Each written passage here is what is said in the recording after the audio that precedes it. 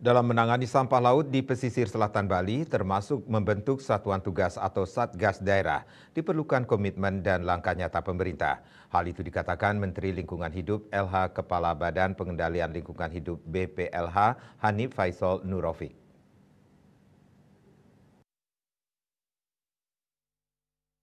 Menteri LH Kepala BPLH Hanif Faisal Nurofik menyatakan, berdasarkan kajian yang telah dilakukan, sampah laut di pesisir selatan Kabupaten Badung berasal dari limbah terbawa angin musim barat.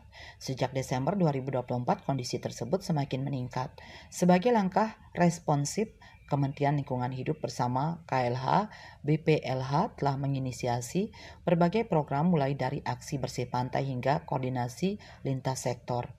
Pada 4 Januari 2025, aksi bersih pantai berskala besar dilakukan di sepanjang Pantai Legian dan Pantai Kuta dengan melibatkan lebih dari 2.100 peserta dari berbagai unsur dan dilanjutkan dengan rapat koordinasi pengelolaan sampah Bali yang memutuskan pembentukan Satgas Pemulihan dan melaksanakan aksi bersih secara berkelanjutan hingga April 2025. Sebagai tindak lanjut, aksi serupa kembali digelar pada 19 Januari 2025 di Pantai Kelan, Pantai Kedonganan, dan Pantai Jimbaran dengan partisipasi lebih dari 8.600 peserta. Aksi itu berhasil mengumpulkan 77,08 ton sampah yang kemudian dikelola oleh pemerintah Kabupaten Pemka Badung.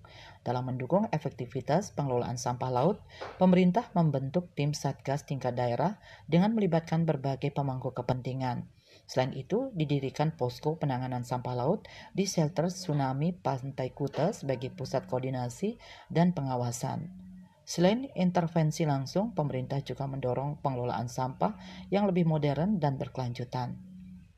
Fasilitas pengolahan sampah seperti TPS 3R, TPST, dan bank sampah akan terus ditingkatkan.